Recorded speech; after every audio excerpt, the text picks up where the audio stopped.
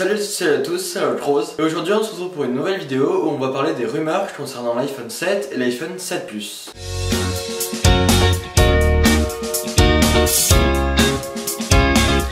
D'abord, vous devez savoir que je n'ai pas inventé ces rumeurs et que ces rumeurs proviennent de sources qui ont déjà prouvé leur fiabilité dans le passé, comme des sites internet ou des analystes. Ceux-ci sont très proches d'Apple et sont donc très bien renseignés. La première rumeur concernant ces prochains iPhones concerne la prise jack, celle où vous branchez vos écouteurs. Celle-ci devrait être supprimée sur les prochains iPhones, et cela nous inciterait donc à acheter des écouteurs Bluetooth, ou alors utiliser des écouteurs pouvant être branchés à la prise Lightning, la prise où vous branchez le câble pour recharger votre smartphone. L'utilisation des anciens écouteurs avec la prise jack serait donc impossible. La deuxième rumeur concerne le stockage de l'iPhone. Apple devrait nous proposer un modèle possédant 256 Go de mémoire, soit 2 fois plus que le stockage maximal actuel. Cependant, je ne suis pas sûr que cela soit très utile, et ce modèle pourrait vous coûter très cher.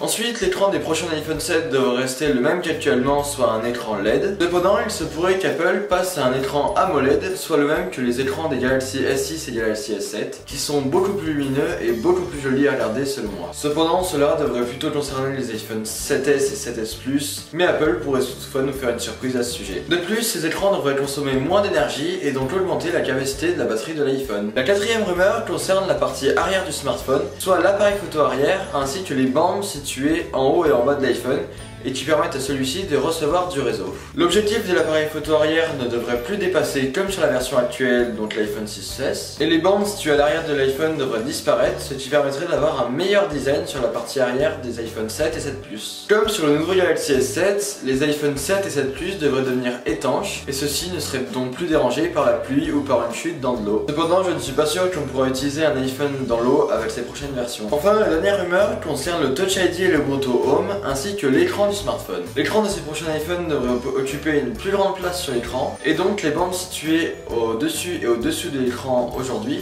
devraient disparaître. Mais cela reste à confirmer. Merci d'avoir regardé ma vidéo, j'espère qu'elle vous aura été utile et qu'elle vous aura plu. N'hésitez pas à mettre un pouce bleu et un commentaire, ainsi qu'à regarder toutes mes autres vidéos. Et n'oubliez pas de vous abonner à ma chaîne. Et enfin, à très vite pour une prochaine vidéo. Bye!